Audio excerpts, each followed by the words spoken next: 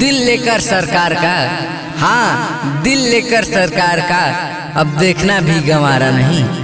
दिल लेकर सरकार का अब देखना भी गंवारा नहीं। हमारा दिल लेकर कहते हैं अब दिल भी तुम्हारा नहीं। खता हुई हमारी हम भूल कर बैठे हैं, खता हुई हमारी हम भूल कर बैठे हैं। दिल देकर उन्हें हम, हाँ दिल देकर उन्हें हम यार की भूल बैठे हैं। एक गम हो तो कहे तुम्हें, एक गम हो तो कहे तुम्हें, ये पूरी दुनिया गम की मारी है। हाँ एक गम हो तो कहे तुम्हें, ये पूरी दुनिया गम की मारी है। चाहत यहाँ पे रोती है, चाहत यहाँ पे रोती है, तकदीर से ये दुनिया भी हारी बाजी जीत सकते हैं, हारी बाजी जीत सकते हैं अगर खुदा साथ दे जाए तो। हारी बाजी जीत सकते हैं अगर खुदा साथ दे जाए तो। तेरी मोहब्बत मिल जाएगी, हाँ तेरी मोहब्बत मिल जाएगी अगर खुदा साथ दे जाए। मुझ पे झूठे इल्जाम लगाया न करो, हाँ मुझ पे झूठे इल्जाम लगाया न करो। मुझे इस कदर सताया न करो, हाँ मुझे इस कदर सताया न करो। एक रोज चला जाऊंगा दुनिया से अपने सोए भी से भी।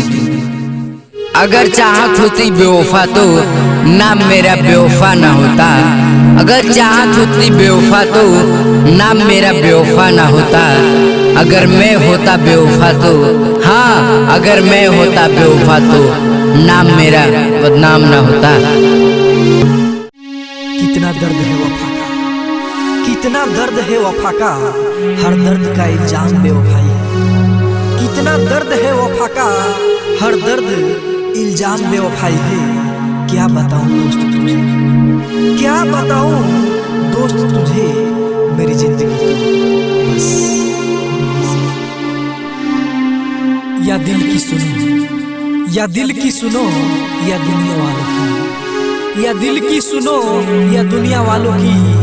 या तुम कुछ कहो या तुम मुझे चुप रहने दो, मैं गम को खुशी कैसे दूं। हाँ मैं इस गम को खुशी कैसे दूं जो कहते हैं कोई दर्द किसी का क्या लेगा, कोई दर्द किसी का क्या लेगा, किसमें है इतना दर्द यहाँ। कोई दर्द किसी का क्या लेगा, किसमें है इतना दर्द यहाँ। यहाँ सभी दर्द के मारे हैं, यहाँ सभी दर्द के मारे हैं। कौन है बेदर्द यहाँ। दिल की बात जुबा पे, दिल की बात जुबा पे क्यों आते आते रुक जाती है। दिल की बात जुबा पे क्यों आते आते रुक जाती है। दिल की बात कहो मेरी जान, दिल की बात कहो मेरी जान, डर से मेरी सांस